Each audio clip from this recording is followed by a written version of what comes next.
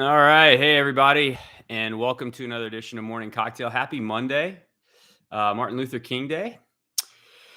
So, today we're going to be talking about obviously, we watched some of the playoff games over the weekend. We all did, I hope, and I hope everyone had a good weekend. I'll tell you what I'm going through right now. As some of you know, I'm in Virginia, and I am really missing home right now because it snowed again. The good news is I haven't lost power, so that's something. But there's like a sheet of ice about this thick underneath a bunch of snow. Got about 4 inches. Didn't lose power this time so far, thank God. But we'll see how the day progresses. But not great. But got internet, got power, so really can't complain about that. Yeah, the playoffs were interesting, and it kind of reinforced for me what I think a lot of us feel, which is if you don't have an elite quarterback, it's really hard to win when you get to the postseason. Those games in particular, if you don't have really efficient, solid, and top-notch quarterback play, you're not going to win. We saw that with Jalen Hurts and the way he played. Look, Dak Prescott's a good quarterback, but outside of him, and he obviously he didn't play well, and he was the reason that Dallas lost. Although they had a lot of penalties as well. But you look at those other teams and just like Mac Jones. I mean, he's a rookie, but clearly he didn't have it in that game, and he was no match for Josh Allen. And you look at, we mentioned Jalen Hurts, really just didn't have the firepower. Ben Roethlisberger at this point, in my opinion, is kind of an embarrassment. And so, he's a guy that probably should have retired a year or two ago, but clearly a liability for the Steelers in that game. And so I think that's the biggest issue that we see right now is that I think for the Saints to really be able to contend, and we know they have a good roster. They went 9-8 this year. I think we have to trust that Mickey Loomis and Sean Payton will do what's necessary in the offseason to keep this team competitive. They'll navigate the cap stuff. I have no concerns about that. They'll do what they need to retain some quality players. But the big question mark for me is player-wise, do they have what it takes to really ascend with a quarterback? That's what's going to elevate everything. Otherwise, it's just so hard year in, year out to compete when you don't have consistent quality play at the quarterback position. So once again, whether that's bringing back Jameis Winston or maybe addressing it in the draft. And I'll talk more about, I mentioned I really like Kenny Pickett. I really like Carson Strong. Those are probably the two quarterbacks that I would want. Howell of UNC and Matt Corral of Ole Miss, to me, are a little bit more system quarterbacks. Guys running wide open, a lot of double moves, a lot of play actions out of the shotgun, a lot of design work where, yes, they do have nice deep balls, but if you watch their highlights, you'll notice that a lot of their big plays are throwing to guys that have 5 steps on their corner. And so to me, I haven't seen enough of them improvising. You want to see how guys play under pressure. With receivers very covered. That was the thing that was really impressive to be about Carson Strong is his receivers never had much separation in Nevada. They were always well covered, and he would throw guys open, which I think is a significant part of why he's appealing to me as a quarterback. So anyway, yeah, obviously this is something the Saints are going to have to pay attention to and navigate in the offseason. And we'll see how it goes. Light crowd today, and that's okay. We're trying to get this around 7-10 minutes, so we'll be doing this every morning. We'll be back again tomorrow morning. Not a lot of Saints news. I will share with you guys on Saints Happy Hour this week that we have a couple things planned. We're going to review the season, and I'll be giving out my player awards. That'll be based heavily on the GPAs, the player grades that I gave over the course of the season. And if you visit saintshappyhour.com, and this will be open to the public, so you don't have to be a patron to see these. You will get a Hudat from Germany, PX Saber. Thanks for being up this morning. I guess it's not morning for you though. Let's see. It's probably around noon German time, depending on where in Germany you're from. Maybe you only have one time zone there. But Hudat anyway. Yeah, it's interesting.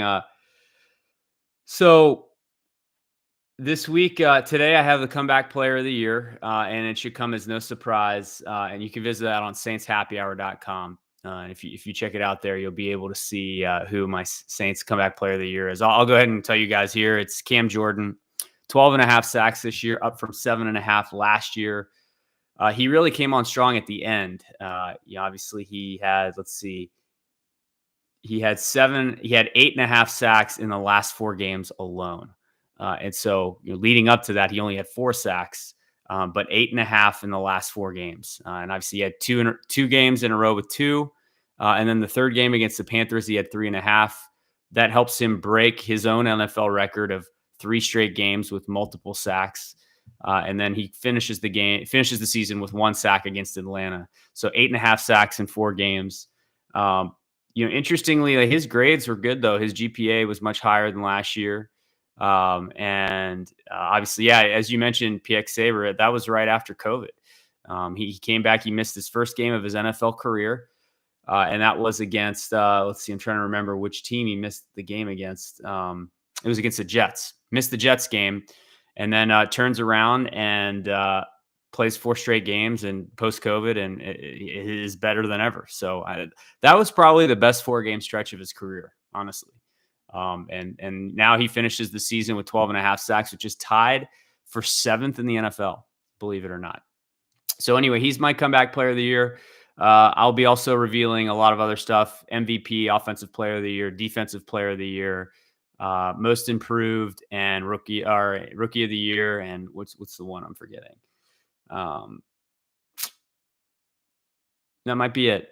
MVP, offensive player, defensive player, rookie of the year, and most improved. So those are the ones remaining. We'll have a post every day for those, kind of recap the season, go through each game that those players played and why they were significant, why they deserved the award.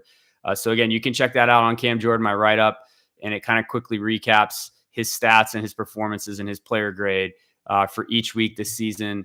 That's on saintshappyhour.com. And again, you don't need to be a patron. You don't even need to sign up for that. That's going to be free and open to the public. So I'll be doing that this week. Yeah, definitely be checking back. We'll be talking about the offseason now that, and we'll have playoffs round 2. Now that I think we're going to see some better games now that we have better quarterbacks kind of across the league now. You've got Josh Allen, you got Tom Brady, you got Aaron Rodgers that'll be back in the mix. Tannehill will be in the mix. There's a lot of good quarterbacks now, and I think once you raise the level, you could see from the wild card round to the divisional round, the quarterbacks that are in, it's going to elevate, I think, in terms of the level of play at the quarterback position. And I think it's going to make for better games. So looking forward to diving into that too. Please smash the like button. That helps us a lot. Hit it a bunch of times. Help me out. You can only hit it once, but please do hit the like button. That really helps us. Please share the podcasts. Really always appreciate your guys' support. Visit the website, saintshappyhour.com, and please consider becoming a patron. It helps us out a lot, and we have a great community, and you have access to us in our Discord channel if you become a patron, which is a great place to be and a great place to hang out with Saints fans and talk about all the latest stuff. So who dat, guys? Hopefully my power continues. Big show tonight. Looking forward to it. We'll be on there with Kevin, Dave, myself, and Ralph. We'll be diving into the first weekend of the playoffs. We'll be talking about Marcus Williams. We'll be talking about player awards. A lot of stuff to cover. And, by the way, yeah, just so you guys know, at the end of the season, you're allowed to renegotiate with guys that were franchise tagged. So right after your last game of the regular season, and thank you, Pam. She says best $10 a month. Really appreciate it. Sounds like you're already a patron. Really appreciate your support. Thank you so much. But yeah, the Saints, as of right now, as of this moment, they can negotiate with Marcus Williams. So hopefully we'll see some news sooner than later. Hey, it may go all the way up till the beginning of free agency. Maybe they franchise tag him again. We'll have to see. But they don't have to wait anymore. So hopefully Mickey Loomis is getting to work. Who dat? Talk soon.